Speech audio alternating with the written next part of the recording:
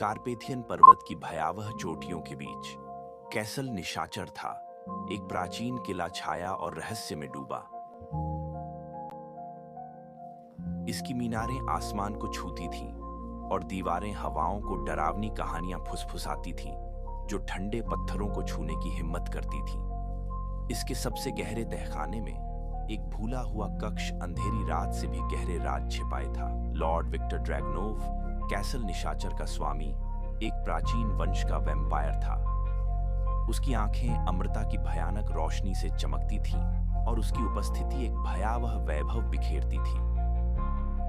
सदियों तक उसने किले और आसपास के इलाकों पर लोहे की मुट्ठी से शासन किया, अनंत जीवन के शाप से बंधा। विक्टर भव्यता का प्रतीक होने के बावजूद एक जंगली भूख रखता था, जिसे वह अपने रास्ते में आने वाले बदनसीबों के खून से शांत कर। लेकिन लॉर्ड ड्रैगनोव अपने क्रूर शासन में अकेला नहीं था। किले के काले दिल में छिपी दुर्भावना की आभा में लिपटी उसकी बहन लेडी आइसोल्ड रहती थी। अकल्पनीय शक्ति की जादूगरनी आइसोल्ड ने ऐसी महारत से काला जादू चलाया कि सबसे बहादुर भी कांप उठे। वह भी अमृता के श्राप से बंधी थी। उसकी सुंदरता शुद्ध द्वेष की मूर्ति सी समय में जम गई थी। कहा जाता था कि ब्लड मून की छाया में आइसोल्ड की शक्तियां बढ़ जाती थीं, जब रात का आकाश खतरनाक लाल हो जाता था। ऐसी रात में अनजान व्यक्ति को क्षितिज पर दिखने वाले महल की परछाई से दूर रहना ही बुद्धिमानी होगी। एक भाग्यहीन रात खोए और थके यात्रियों के एक समूह ने धुंध में से कैसल नॉक्टर्न की डरावनी आकृति देखी। शरण की तलाश में वे विशाल द्वार की ओर बढ़े, अंदर के खतरों से अनजान। समूह में थे एलिनोर, एक बहादुर शिकारी, भाई टॉमस, एक धार्मिक भिक्षु, ग्रेगोर, एक मजबूत लोहार, और आन्या, एक कोमल हृदय वाली चिकित्सक। जैसे वे महल पहुंचे, लेडी आइसोल्ड ने काले जादू तैयार किए। लॉर्ड विक्टर की प्यास बढ़ी।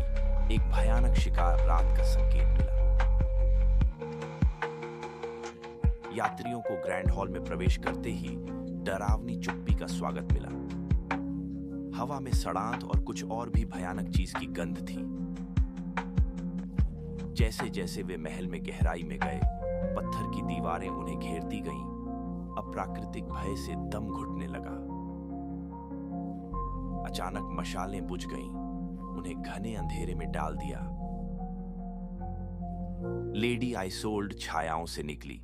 उसकी आंखें अपवित्र। भाई टॉमस ने विश्वास से क्रूस निकाला, पर आइसोल्ड हंसी, टूटे कांच जैसी आवाज में। हाथ हिलाकर उसने उसे छाया की जंजीरों में बांधा, जो हर व्यर्थ प्रार्थना पर और कसती गईं। ग्रेगोर आगे बढ़ा और दोनों पर बिजली गिरी। दोनों पर बिजली का करंट उतरा। दोनों पर बिजली का करंट उतरा।